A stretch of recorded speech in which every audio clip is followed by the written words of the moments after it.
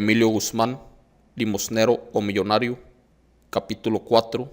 regresiones al pasado. Tratando de sondear las motivaciones de la conducta humana, los psiquiatras no tardaron en ponerse de acuerdo en que una gran parte de las razones que podrían explicar las anomalías en el comportamiento del ser humano se encuentra en las impresiones que han dejado en nosotros determinadas situaciones o sucesos. Cuando estos se recuerdan conscientemente, el sujeto que sea dueño de un equilibrio normal logra analizarlo y asimilarlos como experiencias vividas, portadoras de enseñanzas valiosas, pero cuando han quedado grabados en las profundidades del subconsciente y aparentemente olvidados entre las escenas de la infancia o del remoto pasado,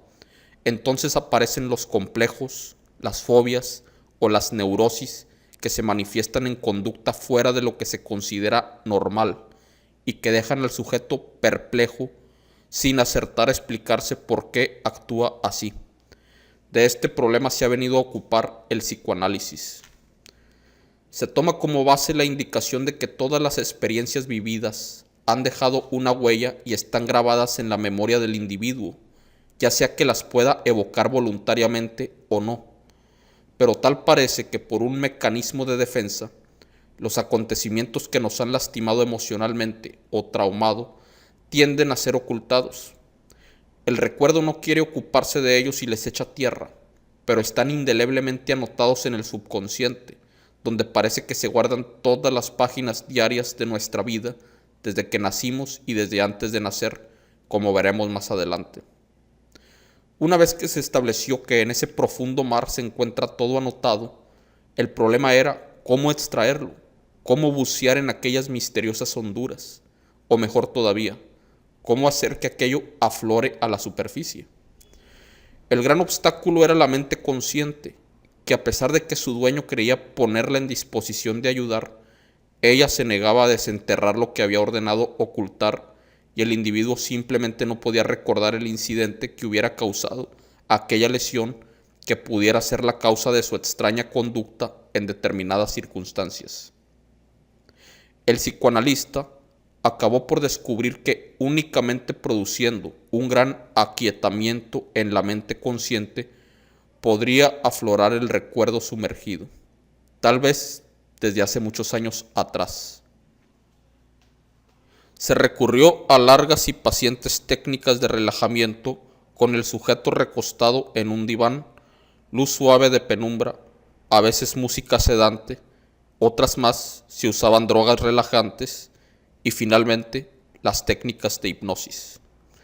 Esto dio lugar al hipnoanálisis, que en manos expertas abrevia notablemente los procesos analíticos de la psique. El procedimiento es básicamente muy sencillo.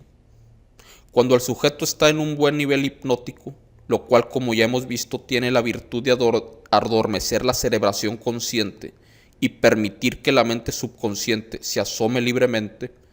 el analista sugiere al paciente que vuelva a vivir sucesos de épocas pasadas y lo va conduciendo poco a poco hacia atrás en el tiempo, hasta encontrar el momento en que se ha causado la situación que pueda explicar aquel trauma. Como en el estado hipnótico no operan normalmente las inhibiciones del consciente, el sujeto no se va a sentir cohibido para volver a vivir y relatar las escenas del pasado que causaron aquel choque emocional que no ha podido recordar.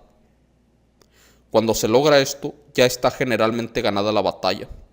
Solo necesita el analista sugerir que el recuerdo ya no se borrará, que será traído al nivel consciente y encarado abiertamente. Y una vez logrado esto y que el paciente pueda recordar, examinar el suceso y comprender que este ha sido el causante de la anomalía, el problema está en camino de quedar resuelto. Un ejemplo puede ilustrar todo esto con mayor claridad. El señor Florentino Trejo, radicado en una gran ciudad, sentía un temor intenso cada vez que entraba en un ascensor. Le eran tan intolerables esos momentos que prefería subir y bajar a pie numerosos pisos antes que entrar al compartimiento de un elevador. Asomarse por la azotea de un alto edificio no le causaba el menor temor, volar en avión tampoco. En general, las alturas no lo asustaban o le producían ninguna alteración. Pero entrar a un elevador, aunque fuera para subir un solo piso, le acongojaba. Recurrió a un psiquiatra que procedió a buscar la explicación de esta extraña conducta mediante el sistema de regresión hipnótica, y siendo el señor Trejo un buen sujeto, en pocas sesiones se logró encontrar la causa de aquella fobia. Llevando al paciente a revivir escenas del pasado hasta llegar a su niñez, allí fue descubierto el incidente culpable del trauma. Teniendo 4 años de edad, el sujeto había entrado a un ascensor atestado y se le llevaba en brazos de su padre. El padre entró de frente y mientras las puertas se cerraban, el niño por encima del hombro de su padre las quiso tocar y las puertas al cerrarse le prensaron la mano. El niño asustado lloró. Se produjo una gran conmoción y el ascensor fue detenido oportunamente. Pero la gran impresión producida en las emociones del niño dejó una huella imborrable que, guardada en los niveles de la memoria subconsciente, se manifestaba como pánico cada vez que entraba a un ascensor. El psiquiatra logró que el señor Trejo recordara el incidente plenamente, y una vez logrado esto, ya fue fácil erradicar totalmente el problema. Los investigadores que se han ocupado de esta interesante situación han encontrado que al activar de esta manera la memoria subconsciente, ella puede ser movida con facilidad hacia atrás y hacia adelante en los años pasados, y revelar que todos tenemos allí almacenado un riquísimo archivo de información que en alguna forma llegó a nuestro conocimiento. Y tratando de ver hasta dónde se puede llegar en las impresiones del pasado, han surgido datos sorprendentes, pues hay casos en los que recorriendo el pasado de un individuo hasta los primeros días de su vida, el incidente que hubiera causado impacto emocional no aparece, y algún investigador proyectó al sujeto aún más atrás y encontró que el sujeto había sido condicionado por sucesos en torno de él cuando todavía se encontraba en la vida prenatal. Aunque los testimonios de impactación psicológica en la época prenatal ya han sido ampliamente corroborados en numerosos casos, no estamos preparados para emitir una hipótesis que explique claramente este hecho, puesto que difícilmente pueden ser los sentidos de la criatura en estado fetal los que recojan esta información para llevarla al conocimiento del ser. Y entonces tenemos que especular entre las posibilidades de impactación en el aura del niño y las de transmisión biológica como una extensión de la personalidad de la madre, de la cual todavía forma parte el niño. La llamada aura, como se verá en el capítulo 13, está constituida por las formas etéreas que se van plasmando junto con el desarrollo del cuerpo en gestación, y por tanto, la forma emocional ya existe en esa etapa y posiblemente puede ya recibir y guardar recuerdos en el ánima del sujeto. Al comprender que el ser humano tiene ya existencia física y anímica mucho antes del parto, nos preguntamos, ¿por qué los astrólogos en sus horóscopos tienen tanto interés en la posición de los cuerpos zodiacales en la fecha y hora del nacimiento? Pues el ser tiene vida embrionaria desde que se impregna el óvulo y el enlace con su ánima parece efectuarse mucho antes del alumbramiento. Así es que, en cierta forma, se puede decir que vivimos mucho antes de nacer. Pero es en otro sentido muy diferente que ahora deseamos examinar el punto de haber vivido antes de nacer. Pues estas regresiones hipnóticas que ya dieron efectos inesperados en los traumas prenatales han venido a dar otra gran sorpresa cuando, al ser llevado un sujeto a los meses de su vida fetal, de pronto se ha brincado a otro tiempo muy anterior al de su nacimiento y ha empezado a dar información, a veces en otro idioma, que muestra toda una personalidad diferente a la que tiene en la actualidad. Esto que al principio apareció inesperadamente produciendo asombros, ahora es provocado con toda intención por hipnólogos y aficionados que se dedican a esta investigación y creen encontrar en ello constatación de la doctrina de la reencarnación y pruebas de vidas pasadas. En algunos casos se ha llevado adelante toda una investigación tratando de establecer si la personalidad que el sujeto describe realmente vivió bajo el nombre y las circunstancias que se declara a veces con lujo de pormenores. Esta confirmación puede intentarse cuando el personaje que surge vivió en épocas no muy remotas. En 1956 causó gran revuelo un reporte que en forma de libro apareció en torno de este fenómeno. Se titulaba La búsqueda de Brady Murphy, y el autor Murray Bernstein narra detenidamente sus experimentos con una dama que, bajo hipnosis, dio información tan precisa y detallada de una vida anterior en Irlanda que se organizó una investigación en los lugares que ella había descrito, y tal parece que todo un cúmulo de confirmaciones fueron obtenidas, corroborando sin lugar a duda que el personaje, una muchacha con el nombre de Brady Murphy, y todos los aspectos familiares que ella refirió existieron en las fechas y lugares señalados. A pesar de que el caso ha sido impugnado por algunos detractores, nos parece un reporte auténtico y digno de estudio. Hoy día ya es muy común que se lleve a cabo esta experimentación,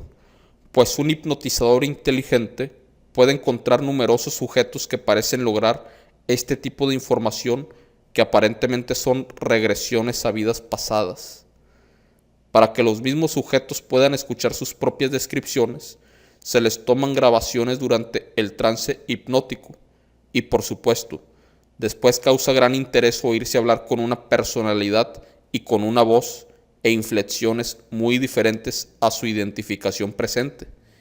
Y así hay muchas personas que creen haber conocido una o varias de las actuaciones que han tenido en vidas pasadas, y es por lo menos un motivo de novelesco interés el escucharse a sí mismo,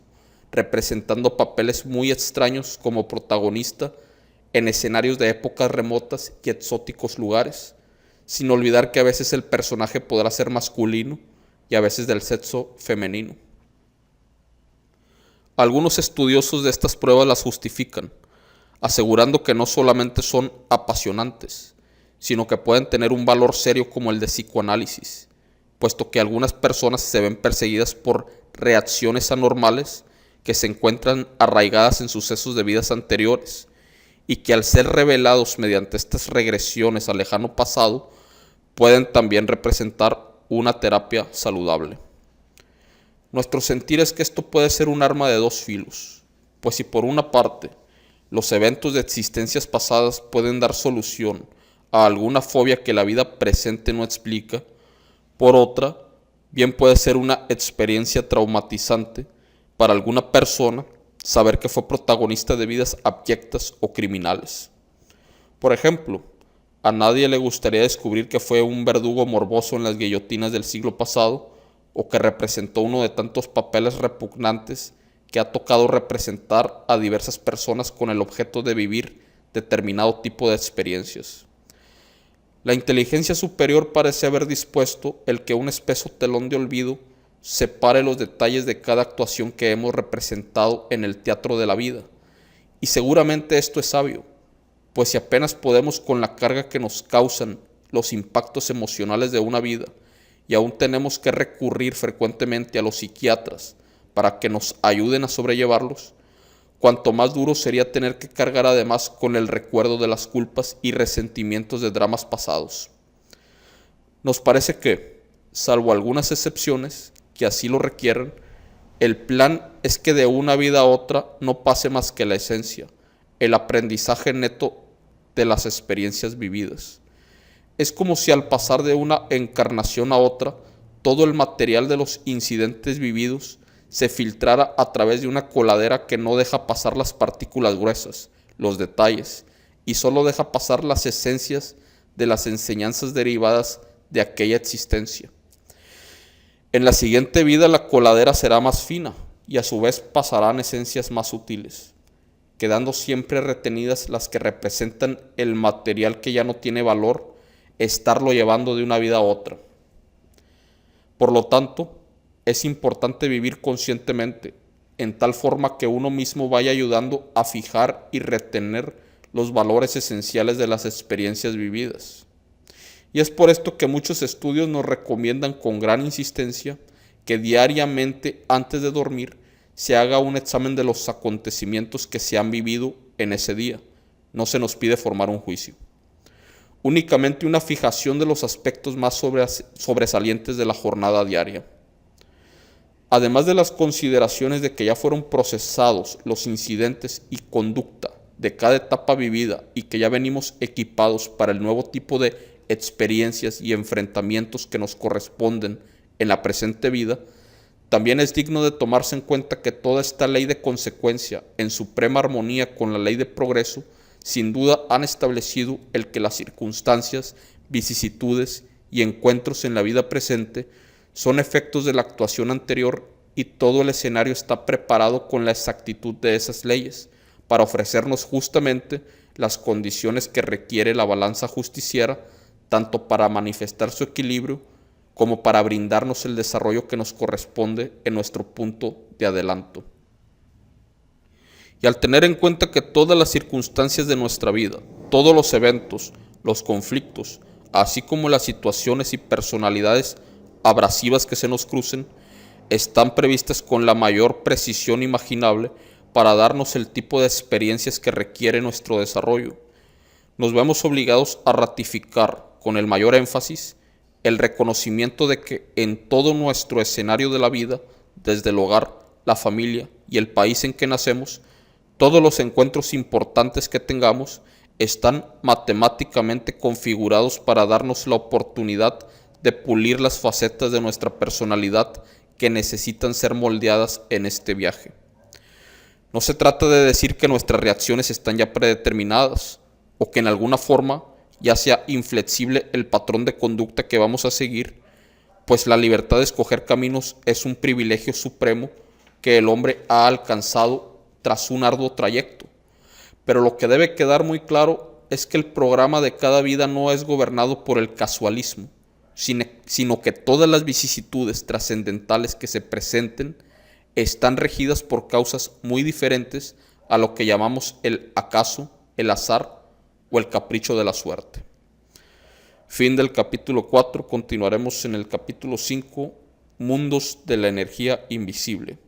Y para los que me lo han preguntado, este libro no se encuentra en Patreon, este libro se encuentra aquí, lo estamos subiendo en este nuevo canal y tenemos una sección especial